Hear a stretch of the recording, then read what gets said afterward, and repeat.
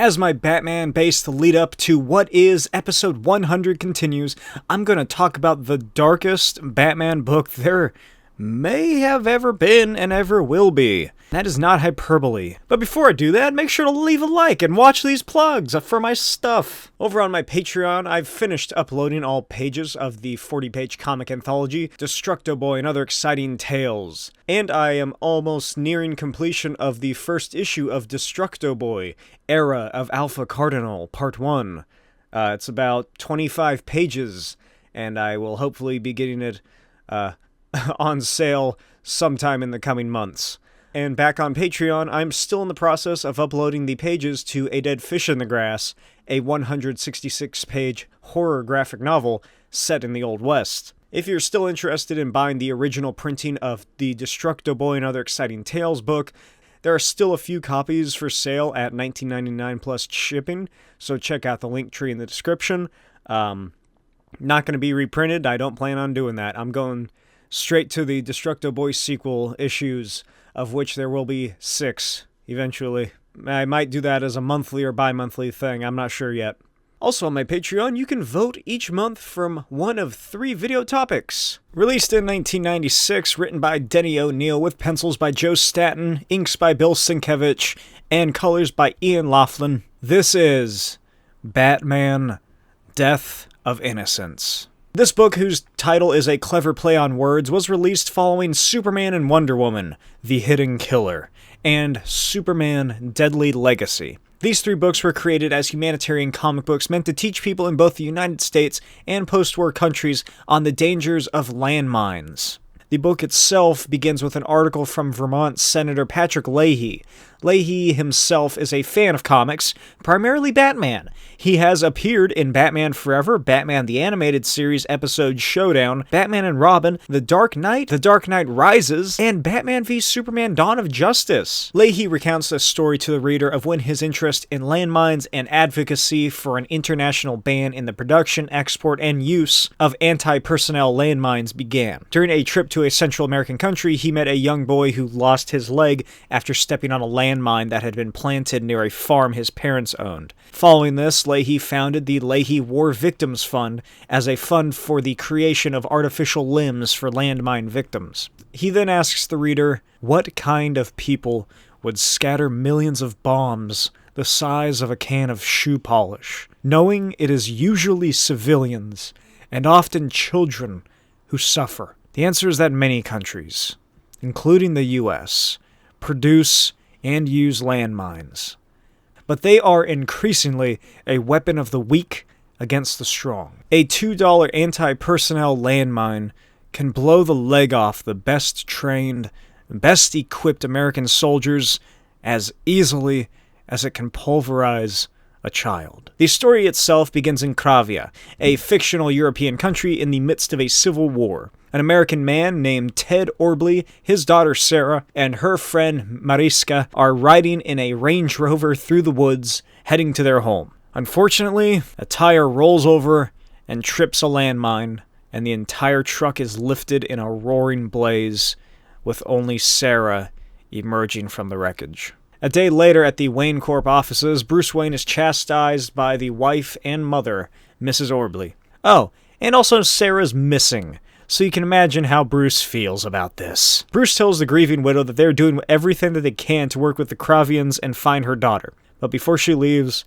Miss Orbley turns to him and says that this is all his fault. Later in the Batcave, Bruce vents to Alfred. He says Ted had volunteered for their irrigation project in Kravia, and he insisted on bringing his family along, despite protests from Bruce. Bruce lashes out and says that Mrs. Orbley should consider herself lucky that she was unable to go on the drive with them. Alfred tells him that with a dead husband and a missing child, her fortune is quite bountiful indeed. Bruce says that he's doing everything he can. He didn't mean it like that. And Alfred says that all that Bruce is doing is throwing money at the problem. Then he reveals that he contacted Oracle, who retrieved information about what really happened. Since Kravia is in a civil war, the government peppered landmines all throughout the countryside in attempts to destroy any guerrilla forces. Then we get some dialogue that's clearly just Denny O'Neil telling us about the danger of landmines, which, you know, is no laughing matter, but it just feels unnatural in this setting. Anyway, Alfred says that Oracle found some encrypted reports or whatever from the Kravian government that details guerrilla snipers stake out the landmines and wait for any military convoys or, like, retrieval units to come by and pick them up, and he also says that there is very little movement by anyone, be they guerrilla, military, civilian, whatever, at night due to the abundance of landmines in the country. Alfred, pissed that Bruce isn't using his abilities as Batman and the world's greatest detective to just track this girl down, then says that there is a scared little girl out there who is in terrible danger, and her only chance of rescue is by someone who is effective at night. Someone who's courageous and resourceful, and who may be able to understand the child's agony at the loss of her family.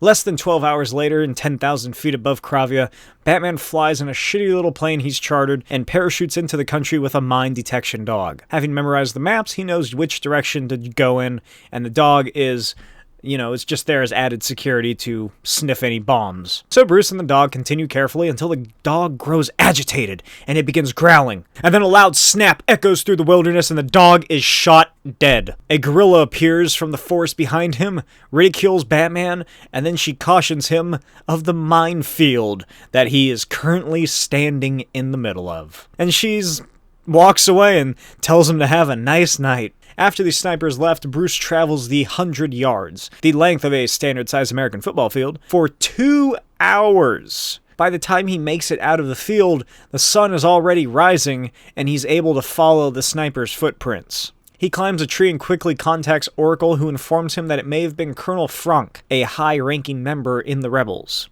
Bruce then relaxes himself and falls into a deep alpha state, which is rest without sleep, essentially, is what he's doing. Yeah, he's trained himself to sleep without sleeping. He plans on doing this for about 10 minutes, but at the 8-minute mark, he hears shouting coming from further down the pathway. Bruce travels to it and finds the guerrilla fighters interrogating some locals about the American girl. Batman pulls one of the soldiers up into the trees and drops his unconscious body like the goddamn Predator. Then he attacks the soldiers, fighting as well as he can for a guy who probably hasn't slept in the last 2 days. Once the rebels are all down, he asks the locals if they know anything about Sarah. One of them says that he saw a little girl in a field about 3 kilometers to the south, and Batman sets off. Traversing through the trees, he finally reaches the field the man spoke of, and he can see a silhouetted shape lying on the ground.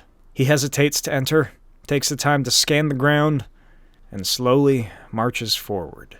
Batman eventually makes it to the silhouette, and finds the partially destroyed corpse of Mariska.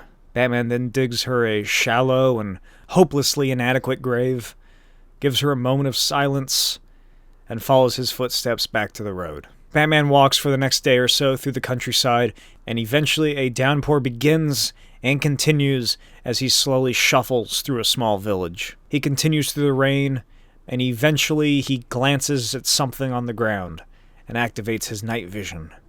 Military-grade tire tracks in the mud. And recent ones. Realizing that the path is now safe, he just starts sprinting. An unspecified amount of time later, he comes across some soldiers lying down mines and laughing about doing so, wondering if any children will try to pick up a mine that's brightly colored like a toy. Batman is having none of it, and doesn't even bother with stealth. He leaps down from the trees and just demolishes these guys. The last soldier standing brandishes his machine gun and opens fire on the Cape Crusader. Batman dodges and leaps into one of their jeeps for cover. He puts it in drive and accelerates it towards the man as bullets continue to penetrate the hull. A bullet strikes directly through into the storage, striking one of the landmines. It is not possible. Give me the gun. That seems familiar, but I can't quite put my finger on it. Anyway, the soldier drops his gun and flees into the night, and Batman picks it up and says, Hard, greasy, ugly, good for nothing but inflicting death and pain. I've hated these things for 25 years. Normally I touch them only to drop them, but tonight is different. Don't worry, this isn't a Superman at Earth's End situation. Batman spends the next 15 minutes shooting and detonating the landmines, at least the ones that he can easily spot. The roads will be fucked, but hey, that's better than being dead. Then he steals the remaining jeep and follows the trail of the rebel soldiers, which eventually leads him to a massive stone wall, the estate of a former industrialist who was killed during the Civil War. Batman sneaks into the compound and finds the man he rescued earlier being paid for information on the crazy American hero that he came across. He watches the man leave the compound, followed by fleet-footed soldiers who drive away in their jeeps. Then he sneaks inside and finds Colonel Franck. She panics and Batman threatens her into giving him information on Sarah Orbley. Franck sits down and is like, I bet you're wondering what a nice girl like me is doing in a job like this. And Batman's like, no. But she continues anyway, saying that she is fighting a corrupt government who has killed thousands of her countrymen, including her 2 children, after she wrote a dissident letter to a newspaper. Batman says that fighting fire with fire gets everyone burned, but he does pity her. She says that she acts in the greater good, and Batman tells her, The age-old plea of monsters. The age-old plea of monsters. I saw an example of your greater good. Her name was Mariska. She died alone, in agony. Pieces of her scattered in a field. And there's another girl. Sarah Orbley. But Franck interrupts him. She smirks and she says that she'll have the kid's body sent back to the U.S. ambassador after she has her men kill her.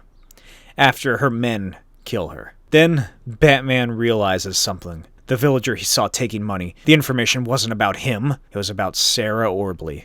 Franck pulls out a hidden handgun and Batman just beats the shit out of her and leaves. He hijacks another jeep and races to follow the death squad that she sent out. He tracks them down to a small town and finds the emptied vehicle parked before a home. In a field behind the house, an elderly couple and a child are held at gunpoint by umbrella-wielding death troopers. But instead of simply being gunned down, the 3 are forced to march through a field littered with landmines. Batman runs out to the field and takes down the 3 soldiers before calling to the 3 people to stop and not go any further. Then he tosses out one of the soldiers and orders him to bring them back to safety. Slowly but surely, the 4 return, and among them, the shell-shocked Sarah plays with a yo-yo before dropping it in the grass. Batman then orders a soldier to take a message to Colonel Franck. If she attempts to take any action against these people, he'll return and burn down everything. The soldier then runs away into the rain. Batman says that Franck may not heed his warning and advises that the family go somewhere else. The old man says that they'll head to a nearby fishing village where they have friends that can hide them.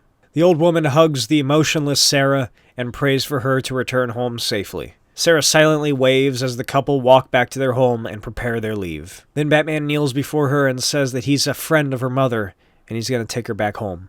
And Sarah simply says, I lost my yo-yo. Batman lifts her up and carries her, thinking about how he's never truly learned how to speak to children, and that he would be a terrible father. 12 miles into the journey, the Jeep finally runs out of gas, and Batman has to carry her through the mud and rain to their evac location. As they arrive in the predetermined destination, Batman brings out a device and sends out a signal to have a helicopter come pick them up. But as he's doing so, Sarah steps away, not truly understanding the severity of the situation due to severe psychological damages she suffered and her age. Her obsession with her yo-yo gets the better of her.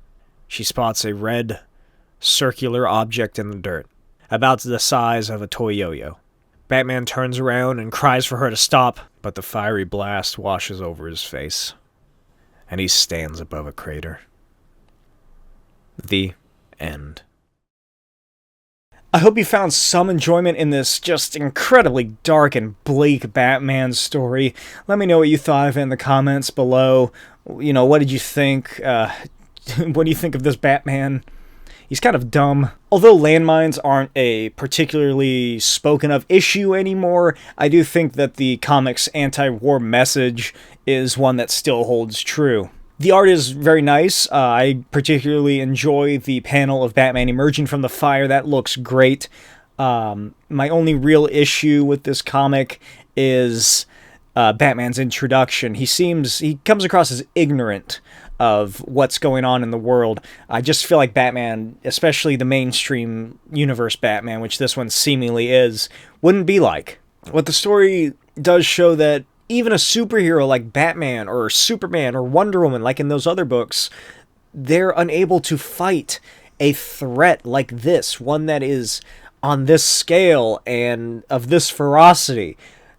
I suppose Superman could just fly around the world and laser beam or, freeze all the landmines if he wanted to. But he's going to have to be doing that on a, constant scale because people are still going to keep making them.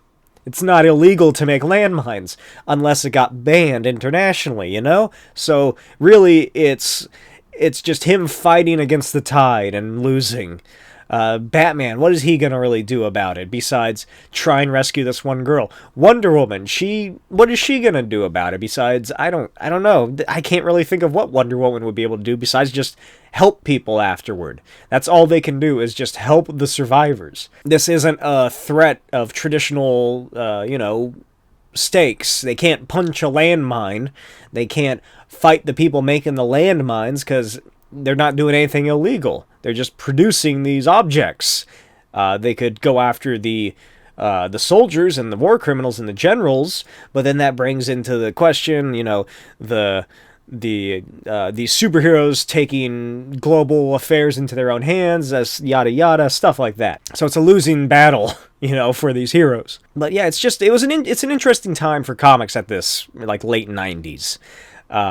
You don't really see a whole lot of books like this anymore.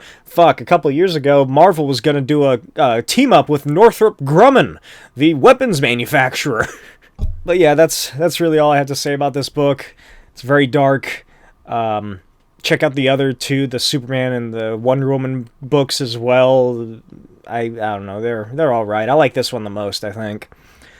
Just because it is so damn sad and dark. And I guess realistic in a way.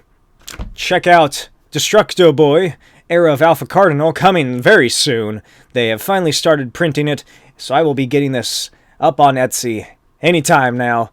Front and back, this issue is completely done. It's about 25 pages, all completely finished insides. I'm working on issue 3 right now. It's out of 5 issues, so stay tuned for more information on that. Follow me on Instagram at smokey'svideos and notblakewild. Follow me on Instagram at notblakewild and at smokey'svideos, and check out my Patreon for updates on my 166-page graphic novel, A Dead Fish in the Grass, which I post the pages of onto the Patreon. And, stick around to the end of this video, to my little credits section, to see what I am talking about in episode 100 of What Is. I'm very excited about it. You're gonna be interested. It's something you're gonna be talking about. It's gonna get, I hope it'll get a lot of engagement from the community and the audience on what this topic is. So I will see you guys when I get that done. Bye.